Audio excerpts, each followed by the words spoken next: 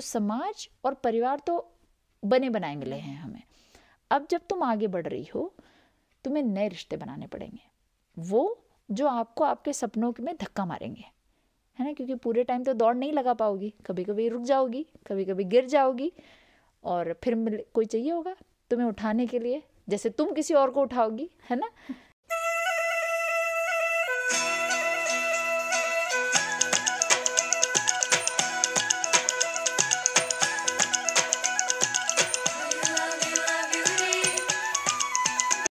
सपने वाली के 5वें एपिसोड में मैं सुरभि यादव आपका स्वागत करती हूँ।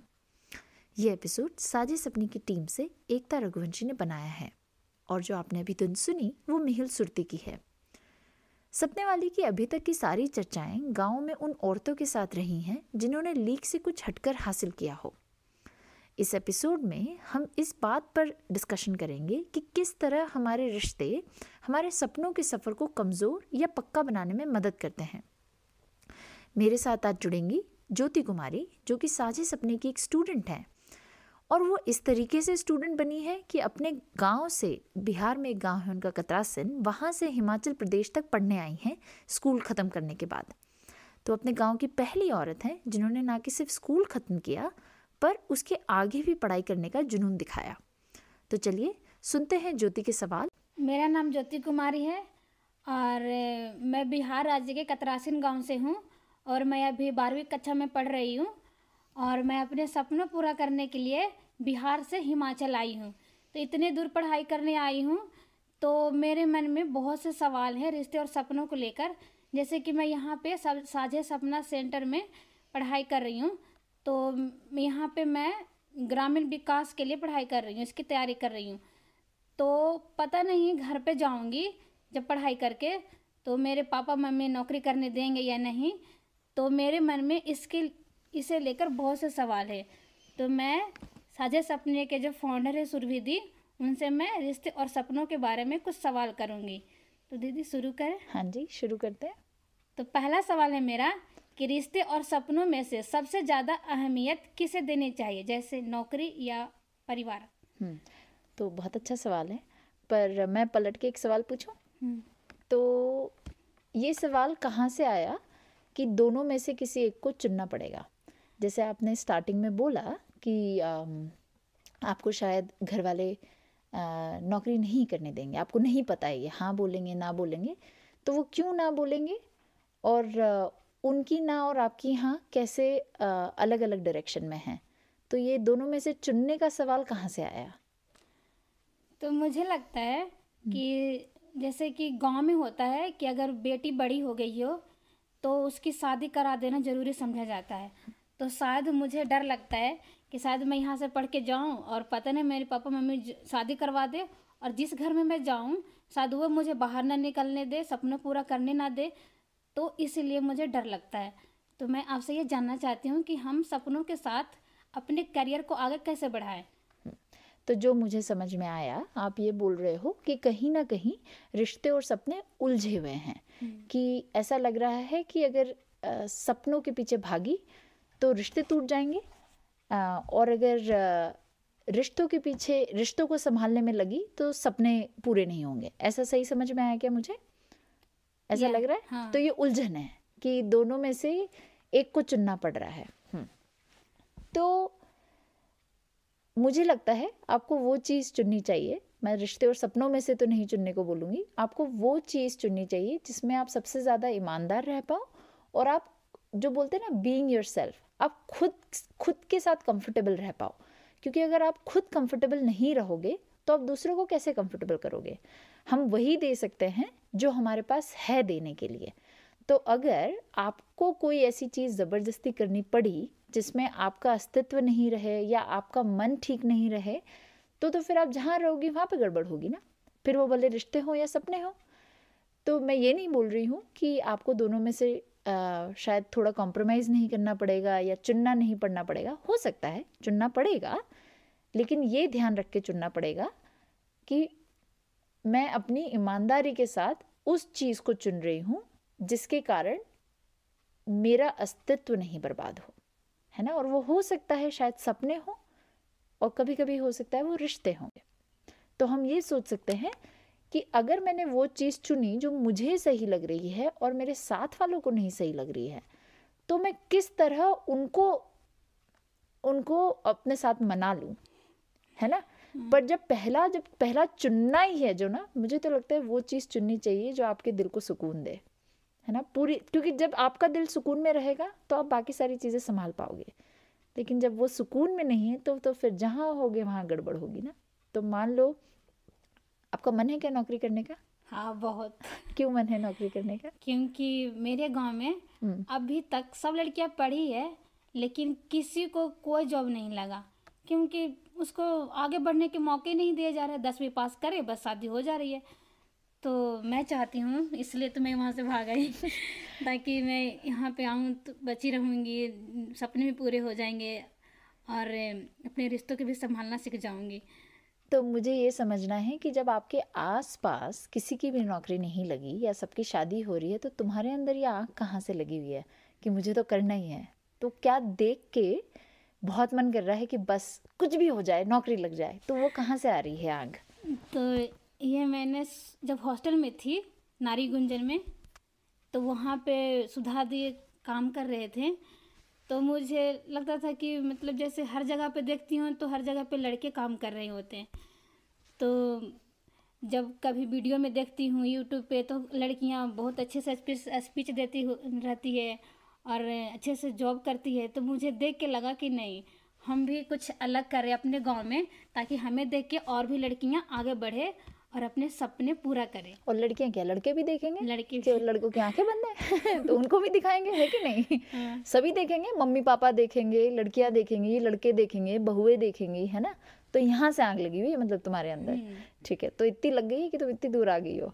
ठीक है, तो मान लो अगर ये आग लगी हुई है जो अंदर कि बिल्कुल कर देना है ना कुछ, तो हो सकता है कि तुम्हारे दिल को सुकून तब मिलेगा जब तुम्हें वो मिल जाएगी, और जब वो मिल जाएगी तो जब खुद खुश रहोगी तो शायद रिश्तों को भी खुश रख पाओगी, है ना।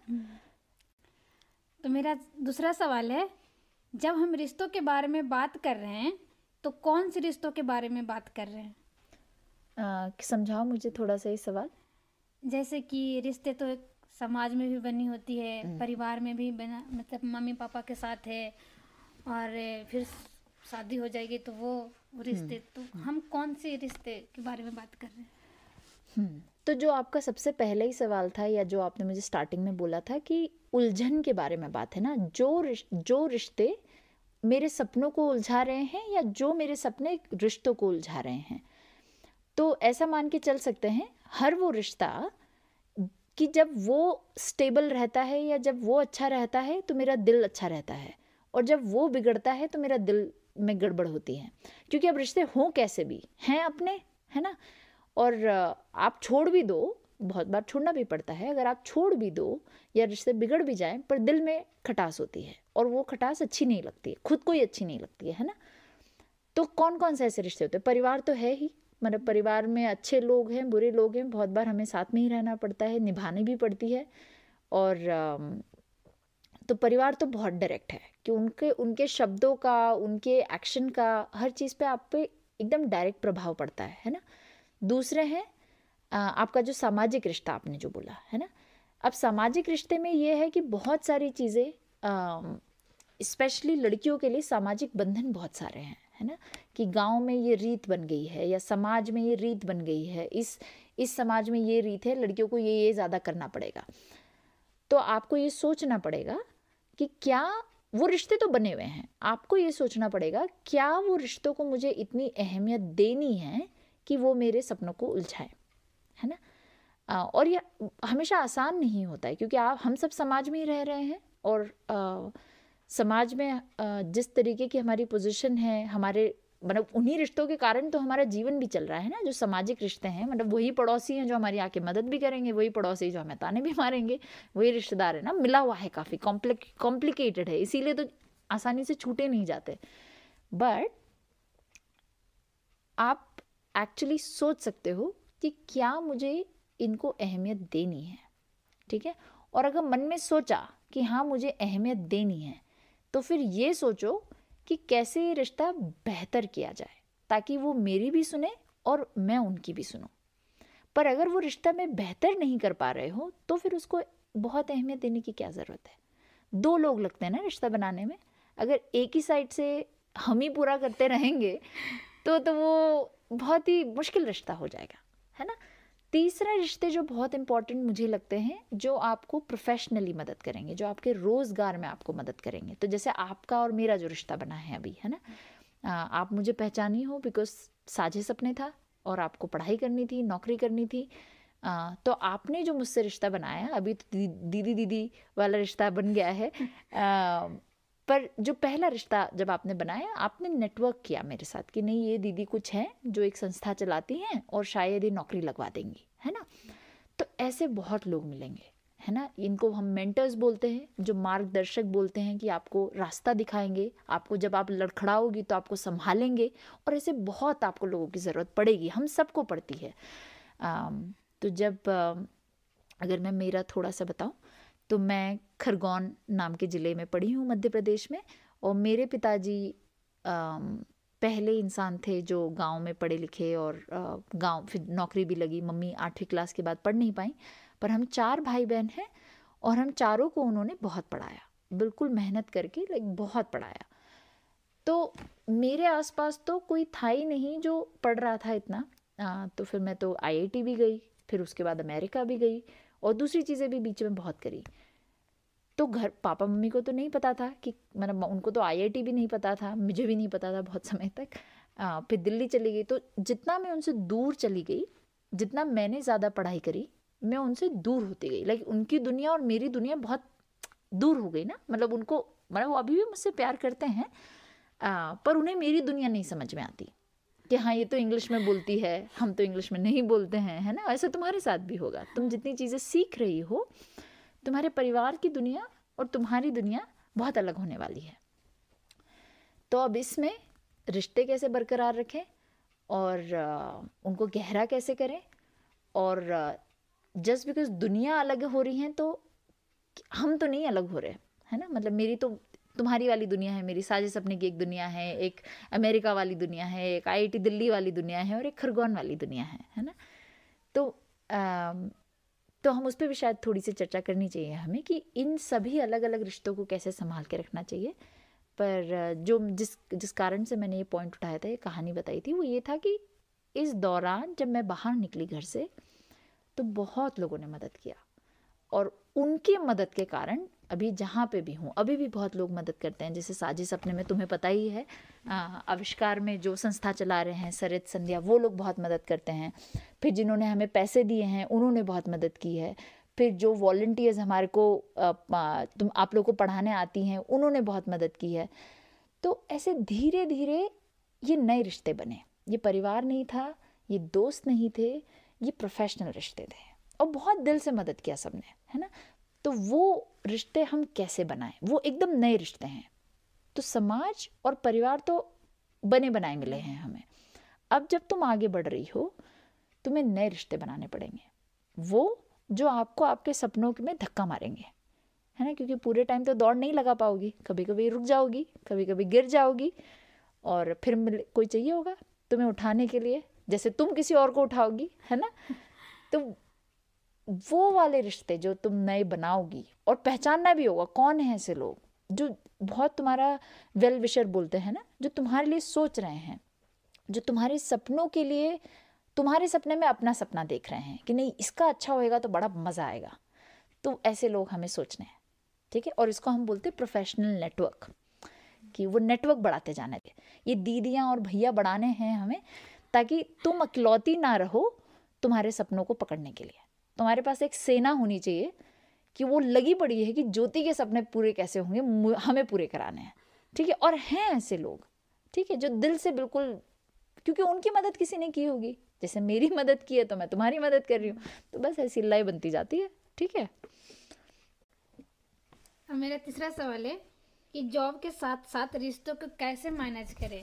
जैसे कि आपकी शादी हो चुकी होती तो आप अपने मायके और ससुराल दोनों घरों को किस प्रकार संभालते हैं? तो इसीलिए मैंने शादी नहीं करी ना कि मुझे संभालना ना पड़े। नहीं, मतलब मेरे से शादी से कोई दिक्कत नहीं है, बट नहीं, अच्छा सवाल है, क्योंकि बहुत आम तौर पे अनफॉर्चुनेटली लड़कियों को ज़्यादा ये सवाल आता है। जैसे हम ये सवाल लड़कों से नहीं पूछते कि आप घर कैसे संभालोगे और बाहर कैसे संभालोगे।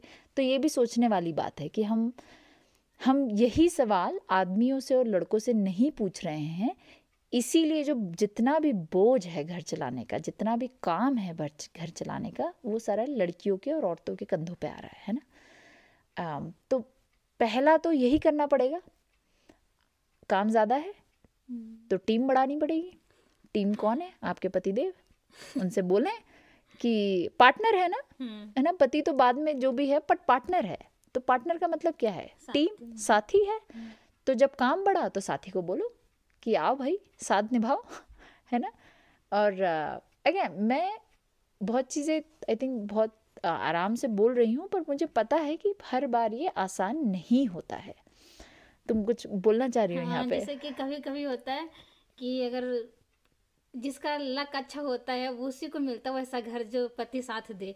लेकिन हमेशा तो हमारे समाज में ऐसा होता है कि सब जो जो जैसे कर रहे हैं सब उसी में जाओ, कोई अलग से कुछ नहीं करेगा। तो अगर बाय चांस कभी ऐसा मिल जाए परिवार जो हमें सपोर्ट ही ना करे, तो हम उसे कैसे मैनेज करेंगे? तो इसका 2 स्टेप में आंसर है। पहला तो ये है कि क्या हम ये डिसीजन जो बन रहा है, ये निर्णय जो बन रहा है कि मेरे किस घर में शादी हो रही है या मेरा किस तरीके का साथी हो, क्या हम वहीं पे अपना जो चॉइस है वो वहीं पे क्या लेके आ सकते हैं, है ना। ताकि मैं ऐसा निर्णय लूँ कि मेरे लिए काम कर जाए, है ना। क्योंकि साथी तो तुम भी बन रही हो उसकी और वो तुम्हारा बन रहा है। तो वो एक तो निर्णय लेवल पे है कि वो निर्णय में मेरा रोल कहाँ आएगा, मैं कैसे बताऊं कि मुझे इससे करनी है ना। और दूसरा लेवल है कि वहाँ निर्णय नहीं आ पाया तो अब तो मेरी हो गई जहाँ होनी थी, अब कैसे संभालूं। तो पहले यहाँ पे बात करते हैं। तो मैं तुमसे अगर ये सवाल पूछूं कि जब भी शादी होगी तो क्या कर सकती हो ऐसा जिसमें तुम्हारी पसंद सबसे ज़्यादा मायने रखेगी, क्योंकि जीना तो तुम्हें ही है उसके साथ में, है ना। उसको तुम्हारे साथ में जीना है। तो बाकी सारे कुछ भी बोलें पर निभानी तुम्हें है। तो तुम्हारा पसंद सबसे ज़्यादा इम्पोर्टेंट हुआ ना, जिसे निभानी है, जिसको सबसे ज़्यादा काम करना है उस साथी के साथ जीने का। तो क्या ऐसा कर सकती हो जिससे तुम्हारा जो निर्णय है, तुम्हारी जो पसंद है, वो सबसे ऊपर आए?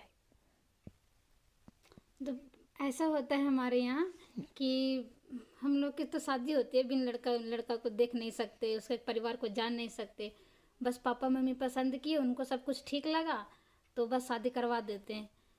तो अगर मेरी शादी अगर ऐसी जगह पे हो जाए तो मैं कुछ ऐसा करूँगी, मतलब अपने ससुराल में, जिससे ना मेरे व्यवहार सबको बहुत अच्छा लगे। और फिर मैं उनसे थोड़ा सा मतलब घुल मिल जाऊंगी, रिक्वेस्ट करूंगी तो शायद मान जाएंगे। तो साथ जो मेरे हस्बैंड होंगे वो शायद साथ दें, बाकी साथ दे ना दे, लेकिन वो साथ देंगे तो मैं अपने सपने पूरे कर सकती हूँ। तो ये जो काम आपने किया कि आपने सबको मनाने का, सबके साथ अच्छे से रिश्ते बनाने का जितना भी काम किया, वो आप अपने घर वालों के साथ क्यों नहीं कर रही हो? घर में तो सब माने ही हैं। तो अभी तो आपने बोला कि वो आपको देखना नहीं देंगे लड़का। तो अगर आप ये बोलो उनसे, जैसे आपने रिक्वेस्ट की बात किया, तो एक होता है विनती करना, एक होता है हक मांगना, है ना। और वो हक आप प्यार से मांग सकती हो, ऐसा नहीं है, पर आपको ये समझना पड़ेगा कि कहाँ आपका हक है और कहाँ आपको कोई ज़रूरत की दान दे रहा है या आपको विनती करके कोई चीज़ लेनी पड़ेगी। तो पहले तो आपको ये समझना है कि जो आपका साथी आएगा, जीवन साथी आएगा, उसको सेलेक्ट करने की पसंद क्या आपका हक है या आपको विनती करके मांगना पड़ेगा? हक है मेरा। तुम्हारा हक है, ये क्लियर है ना। तो जब ये पता पड़ गया कि ये मेरा हक है, तो अब मुझे ये पता करना है कि मैं हक कैसे लूं बिना तबाही मचाए, है ना। ये तुम बार बार मुझसे पूछना चाह रही हो ना कि मैं हंगामा नहीं मचाना चाह रही हूँ। कभी कभी हंगामा मचाना पड़ता है, ठीक है, और मचाना पड़ेगा जीवन में। पर तुम ये सोच सकती हो कि कौन सा हंगामा उस लायक है कि मचा पाऊँ, है ना, और कौन सा हंगामा ऐसा है जो छोड़ दूँ क्योंकि हर लड़ाई जीत कर नहीं जीती जाती है, लड़ कर नहीं जीती जाती है। बहुत सारी लड़ाई उस लड़ाई को पनपने ही ना दे वैसे भी जीती जाती है। और आई थिंक पारिवारिक रिश्तों में वो बहुत मायने रखता है कभी कभी। और मुझे उस चीज़ का दुख भी होता है। मुझे लगता है कि बहुत बार पारिवारिक रिश्ते बहुत दबाते हैं हमें, पर मुझे ये भी समझ में आता है कि हमारे तार इतने जुड़े हुए हैं कि अगर वहाँ पे हमने तबाही मचा भी दी और सच सही चीज़ के लिए मचाई है तो भी हमारे दिल को दर्द होता है। तो मैं जो भी एडवाइस दे रही हूँ, मैं शायद तुम्हारे दिल को प्रोटेक्ट करने के लिए जो भी सलाह बोल रही हूँ।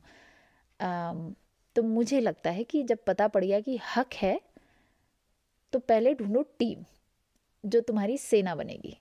ठीक है, कौन है ऐसे लोग जो तुम्हारी बात के पीछे खड़े होके बोलेंगे ज्योति सही बोल रही है। ठीक है, तो तुम्हें टीम बनानी है। तो वो हो सकते हैं घर में माँ बाप हो या जिनसे ज़्यादा बनती हो, कभी कभी रिश्तेदारों में कोई होते हैं, कभी समाज में कोई ऐसे लोग होते हैं जिनके मम्मी पापा सुन लेते हैं। तो तुम्हें बनानी है टीम। ठीक है, वो ढूंढो ऐसे लोग जिनको समझ में आ रही है तुम्हारी बात, उनको अच्छे से बैठ के समझाओ। सबसे पहले उनको समझाएंगे कि देखो, अगर मैंने कोई ऐसे इंसान चुन लिया, मेरी ज़बरदस्ती हो गई तो मैं नहीं खुश रहूँगी, वो नहीं खुश रहेंगे। पर अगर हमने अच्छा चुन के किया तो क्या पता कितनी सारी चीज़ें हो जाएंगी, मैं घर में पैसा भी लेके आऊँगी, सोशल स्टेटस भी आएगा, क्योंकि मेरे को तो आगे बढ़ना है। वहाँ से शुरू करेंगे बात। फिर लाएंगे उन लोगों को जिनका बहुत स्ट्रॉन्ग ओपिनियन नहीं है, हाँ भी बोल सकते हैं ना भी बोल सकते हैं, फिर उनको लेके आएंगे परी सेना के साथ। फिर सबसे एंड में उन लोगों को लेके आएंगे जो बिल्कुल अड़े हुए हैं, ये तो बिल्कुल नहीं हो रहा है ज्योति, वहाँ सबसे गड़बड़ होती है ना। तो मैं होती तो क्या करती। तो मेरा तो ये है, मैं चीज़ें देखती हूँ कि ये चीज़ लंबे समय के लिए अच्छी है या छोटे समय के लिए अच्छी है। तो अगर मैंने किसी को ज़बरदस्ती हाँ कर दी जिसमें मेरा मन नहीं लगा हुआ है, वो उस समय तो वो रिश्ता संभाल लेगा, पर क्योंकि मेरा मन नहीं लगा हुआ है, वो कहीं ना कहीं आके हम दोनों को बर्बाद करेगा, है ना।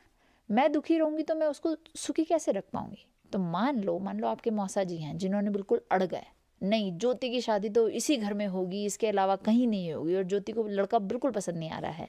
ठीक है, तो ज्योति ने हो सकता है उस समय मौसा जी को मनाने के लिए हाँ कर दिया, तो छोटे समय के लिए वो सही डिसीजन रहा, उस समय रिश्ता बच गया, पर लंबे समय में तुम्हारे को खटकेगी। जब जब मेरे साथी से मेरी लड़ाई होगी, मेरे को मौसा जी याद आएंगे तो मेरा गुस्सा निकलेगा मौसा जी पे, है ना।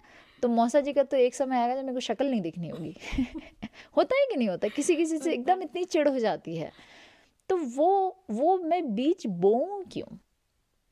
तो वहाँ पे आई थिंक आपको थोड़ा सा हंगामा मचाना पड़ेगा कि नहीं देखो दोस्त, अब मैं समझ रही हूँ कि आप क्या बोल रहे हो और क्यों बोल रहे हो, पर मेरे से नहीं होगा।